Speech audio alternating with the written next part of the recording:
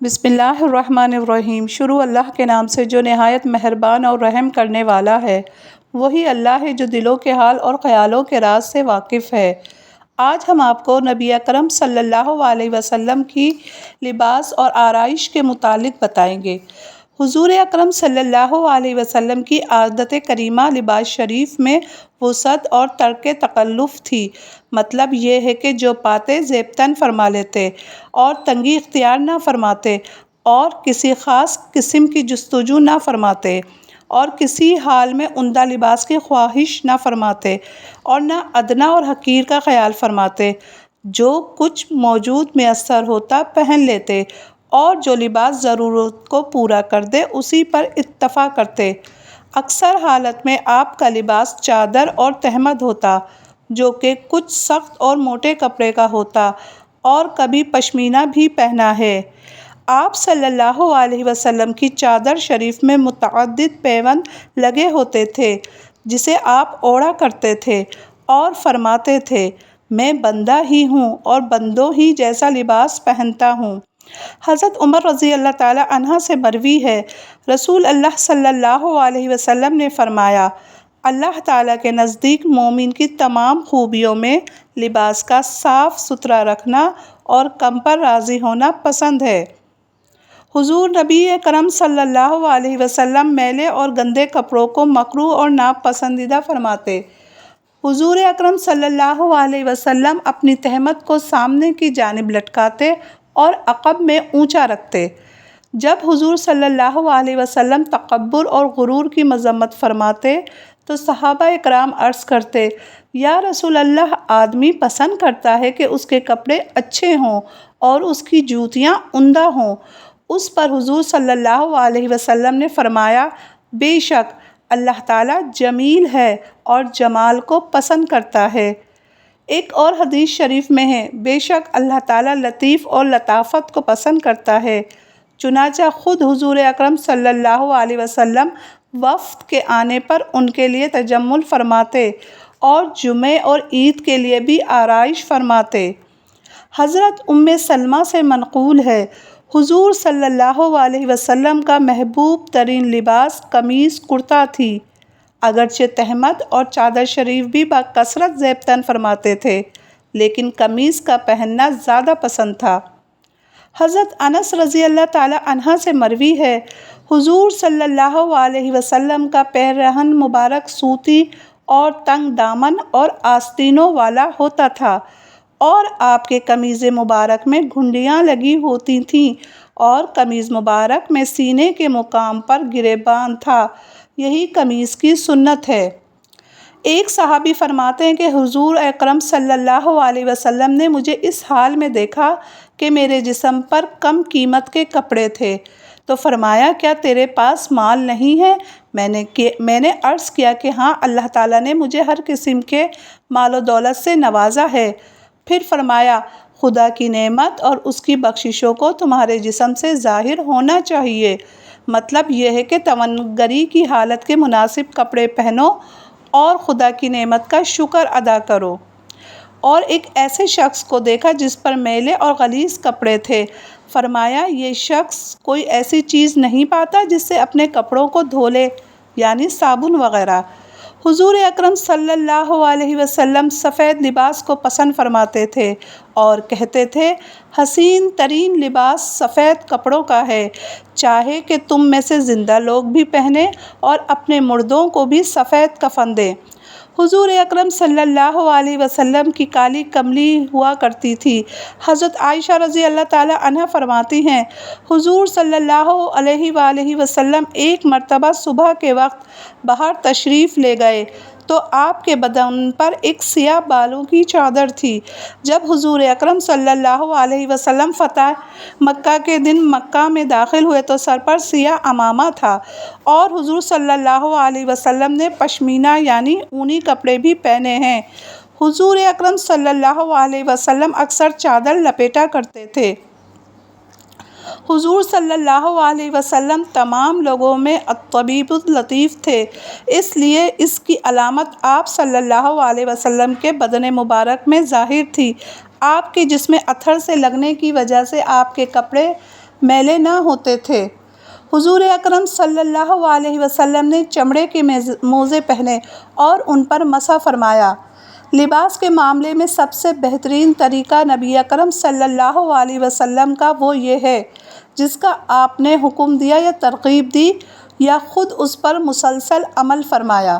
آپ کا طریقہ سنت یہ ہے کہ کپاس کا بنا ہوا یا کتان کا بنا ہوا کوئی سا بھی اور جو بھی لباس میسر ہو پہن لیا جائے۔ آپ نے یمنی چادریں، جبہ، قبا، قمیص، تہمد، چادر، سادہ موزے، جوتا ہر چیز استعمال فرمائی۔ آپ نے ایک پاجامہ بھی خریدا۔ حضرت عائشہ رضی اللہ تعالیٰ عنہا سے صحیح روایت میں ہے کہ انہوں نے ایک پرانا کمبل اور موٹے سوت کی ایک چادر نکالی اور فرمایا نبی اکرم صلی اللہ علیہ وسلم نے ان دونوں کپڑوں میں رحلت فرمائی۔ قمیض مبارک۔ حضور صلی اللہ علیہ وسلم کی قمیض سوت کا بنا ہوا تھا جو زیادہ لمبا بھی نہ تھا اور اس کی آستینیں بھی زیادہ لمبی نہ تھیں۔ آپ کے پاس صرف ایک ہی کرتا تھا۔ حضرت عائشہ سے مروی ہے کہ آپ کا معمول صبح کے کھانے میں سے شام کے لیے بچا کر رکھنے کا نہ تھا، نہ شام کے کھانے میں سے صبح کے بچانے کا رکھنا تھا، اور کوئی کپڑا، کرتا، چادر یا جوتا دو عدد نہ تھے۔ حضرت عباس سے نقل کیا ہے کہ آپ کا کرتا قمیص زیادہ لمبا نہ ہوتا تھا، نہ اس کی آستینیں لمبی ہوتی تھیں۔ دوسری حدیثوں میں حضرت ابن عباس سے نقل کیا ہے کہ آپ کا کرتا ٹخنوں سے اونچا ہوتا تھا۔ حضرت اسماء رضی اللہ تعالیٰ عنہا فرماتی ہیں حضور صلی اللہ علیہ وسلم کے کرتے کی آستینیں پونچے تک ہوتی تھیں۔ حضور اکرم صلی اللہ علیہ وسلم قمیص کرتے کی آستینیں نہ اتنی تنگ رکھتے تھے اور نہ اتنی کشادہ، بلکہ درمیانی ہوتی اور آستینیں ہاتھ کے گٹے تک رکھتے۔ حضرت صلی اللہ علیہ وسلم کے سفر کا کرتا قمیص وطن کے کرتے اور دامن آستینوں میں کسی قدر چھوٹا ہوتا تھا۔ حضرت صلی اللہ علیہ وسلم کی قمیص کا گریبان سینے پر ہوتا تھا۔ کبھی آپ اپنے کرتے کا گریبان کھول لیا کرتے اور سینہ اطہر صاف نظر آتا اور اسی حالت میں نماز پڑھ لیتے۔ جب آپ صلی اللہ علیہ وسلم قمیص زیب تن فرماتے تو پہلے سیدھا ہاتھ سیدھی آستین میں ڈالتے اور پھر بایاں ہاتھ بائیں آستین میں۔ عمامہ کا باندھنا سنت مستحب ہے۔ نبی اکرم صلی اللہ علیہ وسلم سے عمامہ باندھنے کا حکم بھی نقل کیا گیا ہے، چنانچہ ارشاد ہے کہ عمامہ باندھا کرو، اس سے حلم میں بڑھ جائے گا۔ حضرت عبداللہ بن عمر رضی اللہ تعالیٰ عنہ سے کسی نے پوچھا کیا عمامہ باندھنا سنت ہے؟ انہوں نے فرمایا ہاں سنت ہے۔ مسلم شریف میں ہے کہ عمر بن حفص کہتے ہیں کہ وہ منتظر گویا اس وقت عمر سے سامنے ہیں کہ حضرت نبی اکرم صلی اللہ علیہ وسلم منبر پر خطبہ پڑھ رہے تھے۔ سیاہ عمامہ آپ کے سر مبارک پر تھا اور اس کا شملہ دونوں شانوں کے درمیان تھا۔ آپ جب عمامہ باندھتے تو شملہ دونوں شانوں کے درمیان چھوڑ دیتے تھے اور کبھی بے شملہ عمامہ باندھتے تھے۔ آپ عمامے کا شملہ ایک بالش کے قریب چھوڑتے۔ شملے کی مقدار ایک ہاتھ سے بھی ثابت ہے۔ عمامہ تقریباً 7 گز کا ہوتا تھا۔ حضرت صلی اللہ علیہ وسلم کی ٹوپی۔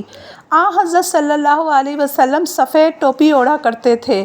وطن میں حضرت صلی اللہ علیہ وسلم کی سفید کپڑے کی ٹوپی اوڑھا کرتے تھے۔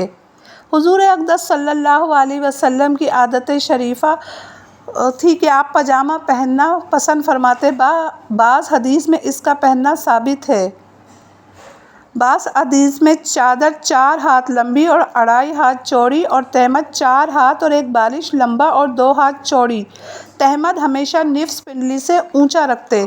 حضور اکرم صلی اللہ علیہ وسلم نے فرمایا مسلمان کی لنگی آدھی پنڈلی تک ہونی چاہیے اور اس کے نیچے ٹخنوں تک بھی کچھ مضائقہ نہیں، لیکن ٹخنوں سے نیچے جتنے حصے پر لنگی لٹکے گی وہ آگ میں جلے گی، اور جو شخص متکبرانہ کپڑوں کو لٹکائے گا قیامت میں اللہ تعالیٰ اس کی طرف نظر نہیں کریں گے۔ حضرت انس فرماتے کہ حضور اکرم صلی اللہ علیہ وسلم کو یمنی مکیش چادریں زیادہ پسند تھیں۔ آپ کبھی چادر اس طرح اوڑھتے کہ چادر کو سیدھے بغل سے نکال کر الٹے کاندھے پر ڈال لیتے۔ خاص گہرا سرخ رنگ طبیعت پاک کو زیادہ ناپسند تھا۔ حضرت محمد صلی اللہ علیہ وسلم نیا لباس زیب تن فرماتے تو کپڑے کا نام لے کر خدا تعالیٰ کا شکر ان الفاظ میں فرماتے: اے اللہ، تیرے ہی سب تعریف ہے جیسا کہ تو نے یہ کپڑا مجھے پہنایا، اور تجھ سے ہی اس کی بھلائی اور اس چیز کی بھلائی کا سوال کرتا ہوں جس کے لیے یہ بنایا گیا ہے، اور میں تجھ سے اس کی برائی اور اس چیز کی برائی سے پناہ چاہتا ہوں جس کے لیے یہ بنایا گیا ہے۔ نعلین شریف۔ حضرت صلی اللہ علیہ وسلم چپل نما یا کھڑاوا نما جوتا پہنا کرتے تھے۔ آپ سیاہ چمڑی موزے بھی پہنے اور ان پر مسح بھی فرمایا۔ آپ کے نعلین مبارک میں انگلیوں میں پہننے کے دو تسمے تھے، ایک انگوٹھا اور ایک سبح کے درمیان، اور ایک وسطی اور اس کے پاس والی کے درمیان، اور ایک پشت کا تسمہ بھی دھورا تھا۔ آپ صلی اللہ علیہ وسلم کا نعلان پاک ایک بالش 2 انگلی لمبا تھا اور 7 انگل چوڑا، اور دونوں تسموں کے درمیان نیچے سے 2 انگل کا فاصلہ تھا۔